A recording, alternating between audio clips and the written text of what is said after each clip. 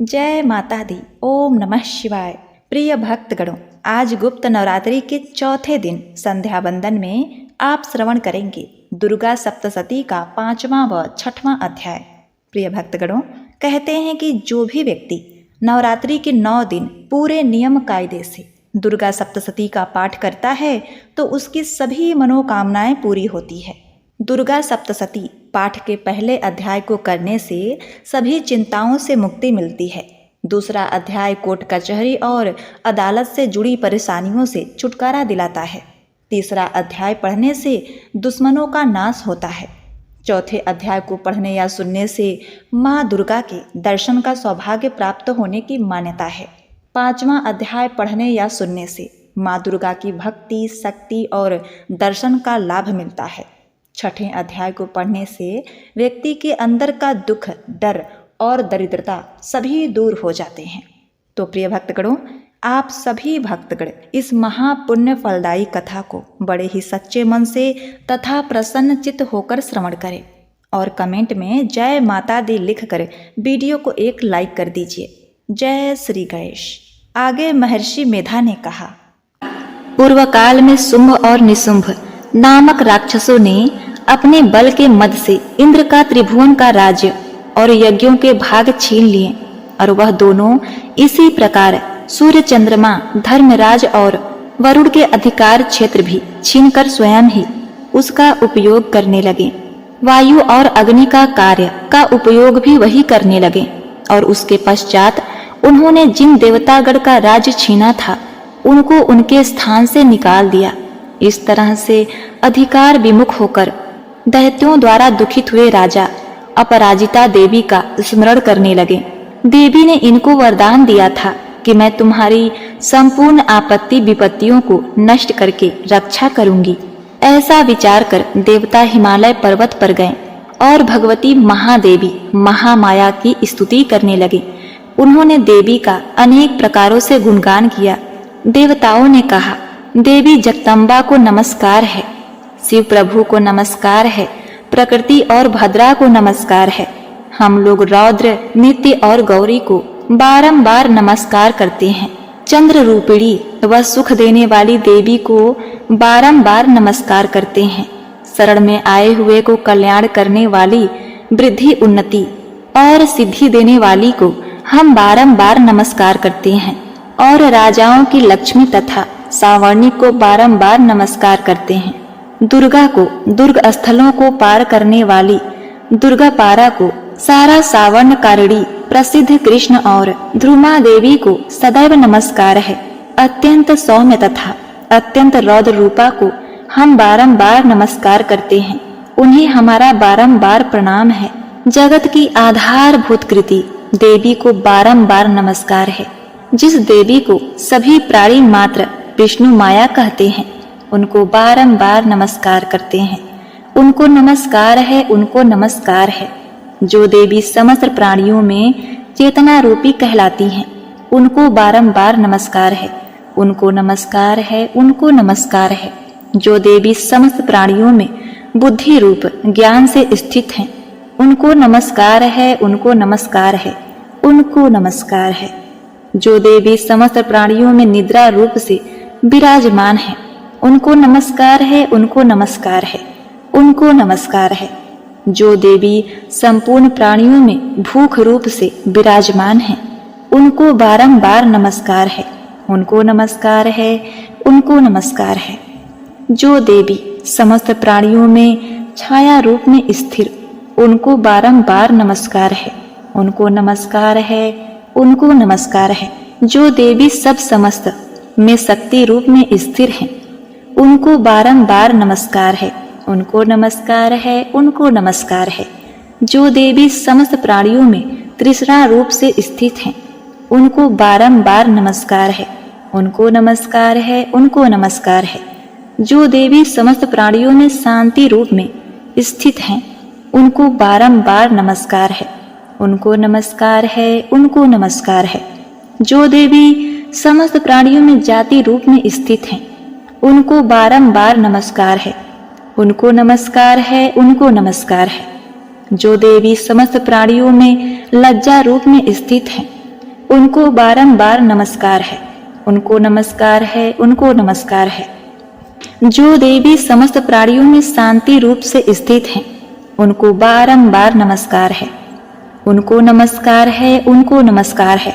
जो देवी समस्त प्राणियों में श्रद्धा रूप में स्थित हैं, उनको बारंबार नमस्कार है, उनको नमस्कार है, उनको नमस्कार है।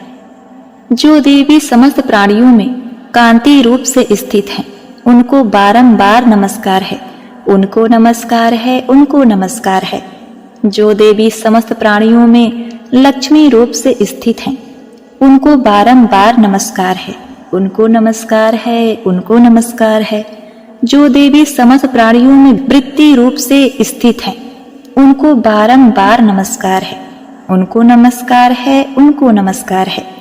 जो देवी समस्त प्राणियों में स्मृति रूप से स्थित हैं, उनको बारंबार नमस्कार है, उनको नमस्कार है, उनको नमस्कार है। जो देवी समस्त प्राणियों में दया रूप से स्थित हैं, उनको बारंबार नमस्कार है, उनको नमस्कार है, उनको नमस्कार है। जो देवी समस्त प्राणियों में तुष्टि रूप से स्थित हैं, उनको बारंबार नमस्कार है, उनको नमस्कार है, उनको नमस्कार है। जो देवी समस्त प्राणियों में मात्र रूप से स्थित हैं, उनको बारंबार नमस्कार है, उनको नमस्कार है, उनको नमस्कार है। जो देवी समस्त प्राणियों में भ्रांति रूप से स्थित हैं, उनको नमस्कार है, उनको नमस्कार है, उनको बारंबार नमस्कार है। जो देवी समस्त प्राणियों में नित्य व्याप्त रहती हैं, उनको बारंबार नमस्कार है, उनको नमस्कार है, उनको नमस्कार है। आदि काल में देवताओं ने अपने अभिष्ट मन चाहे फल पाने के लिए जिनकी स्तुति की है, और देवराज इंद्र ने अत्यधिक दिनों तक जिनका सेवन किया है, वह कल्याण की साधना भूता जगदेश्वरी हमारा कल्याण और मंगल प्रदान करें तथा सारी आपत्तियां विपत्तियों को नष्ट कर डालें।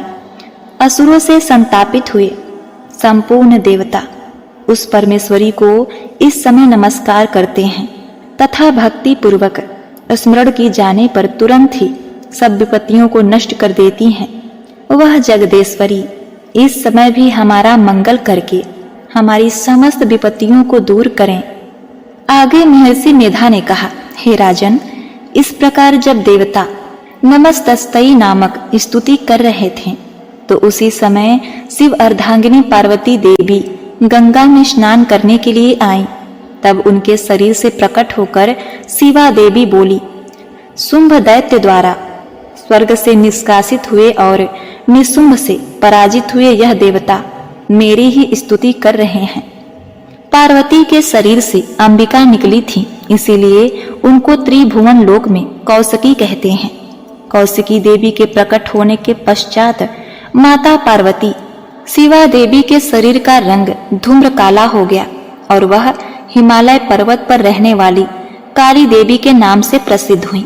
फिर शुंभ और निशुंभ के दूत चंडमुंड वहां आए और उन्होंने परम मनोहर रूपवती अंबिका देवी को देखा। तभी वे शुंभ के समीप जाकर बोले, महाराज, एक अत्यंत अद्वितीय सुंदरी स्त्री हिमालय पर्वत को प्रकाशमान कर रही है। वैसा यौवन रूप आज तक हमने किसी भी अन्य स्त्री में नहीं देखा। हे स्वामी, आप अज्ञान करें कि वह कौन है और उसको ग्रहण कर लें। वह स्त्री में रत्न भूषण है। वह अपनी कांति से 10 दिशाओं को प्रकाशमान करती हुई वहां स्थित है, इसीलिए आपको उसको देखना अति उचित है। हे प्रभु, त्रिभुवन के हाथी, घोड़े और मणि इत्यादि जितने रत्न हैं, वह सब इस समय आपके घर में शोभायान है। हाथियों में रत्न रूप ऐरावत हाथी और उच्चैस्व नामक घोड़ा तो आप इंद्र से ले आए हैं। हंसों द्वारा जुता हुआ विमान जो कि ब्रह्मा जी के पास था, अब भी आपके अधीन है। यह महापद्म नामक कोष आपने कुबेर से छीना है। समुद्र ने आपके सदा लिखे हुए दिव्य फूलों की किंजली कनी नामक दिव्य माला दी है। वरुण के कनक की वर्षा करने वाला छत्र आपके पास है। रथों में श्रेष्ठ प्रजापति का रथ भी आपके पास है। हे दैत्यराज, इस प्रकार सभी रत्न रूपी वस्तुएं आप संग्रहित कर चुके हैं। तो फिर आप यश कल्याणकारी स्त्री में रत्नभूषण अनुपम स्त्री आप क्यों नहीं ग्रहण करते? अब देखिए, महर्षि मेधा बोले। चंड और मुंड का यह वचन सुनकर शुंभ ने विचार किया कि सुग्रीव को अपना दूत बनाकर उस देवी के पास भेजा जाए। यह रामायण वाले सुग्रीव नहीं, यह तो शुंभ और निशुंभ के साथ रहने वाला एक दूत सुग्रीव था। पहले तो उसको सब कुछ समझा दिया और कहा, वहां जाकर तुम उनको अच्छी तरह से समझाना और ऐसा यत्न करना जिससे वह प्रसन्न होकर तुरंत मेरे पास चली आए। भली भांति समझाकर कहना। दूत सुग्रीव पर्वत के उस अति मनोरम रमणीय भाग में पहुंचा जहां वह देवी थी। दूत ने कहा, देवी, दैत्यराज शुंभ जो इस समय त्रिलोकी के स्वामी हैं और समस्त उत्तम वस्तुओं सभी का स्वामी मैं हूँ, इसीलिए तुम भी मेरी अधीनता में आ जाओ। सारे देवता उनकी आज्ञा का एक स्वर में पालन करते हैं। अब जो कुछ उसने संदेश भेजा है वह सुनो। उसने कहा है, इस समय समस्त त्रिलोकी मेरे वश में है और समस्त यज्ञों के भाग को पृथक पृथक रूप में मैं ही लेता हूँ। तीनों लोकों में जितने श्रेष्ठ रत्न हैं वह सब मेरे पास हैं। इंद्रदेव इंद्र का प्रिय वाहन ऐरावत मेरे अधीन है। जो मैंने उससे छीन लिया है, उच्चैश्रवा नामक अश्व जो क्षीर सागर मंथन से प्रकट हुआ था, उसे देवताओं ने मुझे डर कर समर्पित कर दिया है। उसके अतिरिक्त और भी जो कुछ रत्नभूषित पदार्थ देवताओं के पास थे वह सब मेरे पास है। हे देवी, मैं तुम्हें संसार की उत्तम रत्न मानता हूँ, क्योंकि उत्तम रत्नों का उपयोग करने वाला मैं ही हूँ। हे उज्ज्वल त्रिवक्र कटाओं वाली स्त्री, अब यह मैं तुम पर छोड़ता हूँ कि तुम मेरे भाई महाबली निशुंभ की सेवा में आ जाओ। यदि तुम उसे स्वीकार करोगी तो तुम्हें अतुल महान ऐश्वर्य की प्राप्ति होगी। अब यह मैं तुम पर छोड़ता हूँ कि तुम मेरे भाई महाबली निशुंभ की सेवा में आ जाओ। यदि तुम उसे स्वीकार करोगी तो तुम्हें अतुल महान ऐश्वर्य की प्राप्ति होगी। अब तुम अपनी बुद्धि से यह विचार करके मेरे साथ चली आओ। महर्षि मेधा बोले। दूत के ऐसा बोलने पर सारे जगत का कल्याण करने वाली भगवती दुर्गा मन ही मन मुस्कुराकर देवी बोली, हे दूत, तुम जो कुछ भी कह रहे हो वह सत्य है और इसमें लेस मात्र भी असत्यता नहीं है। शुंभ इस समय तीनों लोकों का स्वामी है और निशुंभ भी उसी तरह अत्यंत पराक्रमी है, किंतु उसके संबंध में मैंने जो प्रतिज्ञा कर ली है उसे कैसे तोड़ सकती हूँ। अतः तू मैंने जो प्रतिज्ञा की है उसे सुनो। जो मुझको युद्ध में जीत लेगा और मेरे अभिमान का खंडन करेगा तथा बल में मेरे समान बलशाली होगा, वही मेरा स्वामी होगा। इसीलिए शुंभ अथवा निशुंभ यहाँ आवे और मुझसे युद्ध कर मुझे जीतकर मुझसे विवाह कर लें। इसमें भला तनिक भी देर की क्या आवश्यकता है। दूत ने कहा, हे देवी, तुम अभिमान में मदमस्त हो। मेरे सामने तुम ऐसी बातें ना करो। त्रिलोकी में मुझे तो ऐसा कोई दूर दूर तक दिखाई नहीं देता जो कि शुंभ और निशुंभ के सामने एक पल भी ठहर सके। हे देवी, जब अन्य देवताओं में से कोई शुंभ और निशुंभ के सामने युद्ध में टिक नहीं सकता, तो फिर तुम जैसी कोमलांगी स्त्री उसके सामने रणभूमि में ठहर सकेगी। जिन शुंभ निशुंभ आदि असुरों के सामने इंद्र आदि देवता नहीं टिक सकते हैं, तो फिर तुम अकेली कोमलांगी स्त्री उसके सामने कैसे ठहर सकती हो। तुम मेरा कहा मानो, उसके पास चली जाओ, नहीं तो जब वह तुम्हें केस पकड़कर जमीन पर घसीटते हुए ले जावेंगे तो तुम्हारा गौरव खंड खंड हो जाएगा। इसीलिए मेरी बात मान लो। देवी ने कहा, जो कुछ तुमने कहा ठीक है। शुंभ और निशुंभ बड़े पराक्रमी हैं, लेकिन मैं क्या कर सकती हूँ, क्योंकि मैं बिना विचार किए प्रतिज्ञा ले चुकी हूँ। इसीलिए तुम जाओ और मैंने जो कुछ तुमसे कहा है वह सब आदर पूर्वक दैत्यराज से कह दो। इसके पश्चात जो उचित समझे वो करें। दुर्गा सप्तशती का 5वां अध्याय समाप्तः इति। अम्बे तू है जगदम्बे काली, जय दुर्गे खप्पर वाली, तेरे ही गुण गाए भारती। ओ मैया हम सब उतारे तेरी आरती। तेरे भक्त जनों पर भीड़ पड़ी है मैया भारी, दानव दल पर टूट पड़ो माँ करके सिंह सवारी। 100 सिंहों से तू बलशाली, अष्टभुजाओं वाली, दुष्टों को पल में संहारती। ओ मैया हम सब उतारें तेरी आरती। अम्बे तू है जगदम्बे काली, जय दुर्गे खप्पर वाली, तेरे ही गुण गाएं भारती। ओ मैया हम सब उतारे तेरी आरती। माँ बेटे का है इस जग में बड़ा ही निर्मल नाता, पूत कपूत सुने हैं पर न माता सुने कुमाता। सब पे करुणा दर्शाने वाली, अमृत बरसाने वाली, दुखियों के दुखड़े निवारती। ओ मैया हम सब उतारे तेरी आरती। अम्बे तू है जगदम्बे काली, जय दुर्गे खप्पर वाली, तेरे ही गुण गाएं भारती। ओ मैया हम सब उतारे तेरी आरती। नहीं मांगते धन और दौलत, नहीं मांगते सोना माँ, हम तो मांगे माँ तेरे मन में एक छोटा सा कोना। सबकी बिगड़ी बनाने वाली, लाज बचाने वाली, सतियों के संतन को तारती। ओ मैया हम सब उतारे तेरी आरती। अम्बे तू है जगदम्बे काली, जय दुर्गे खप्पर वाली, तेरे ही गुण गाएं भारती।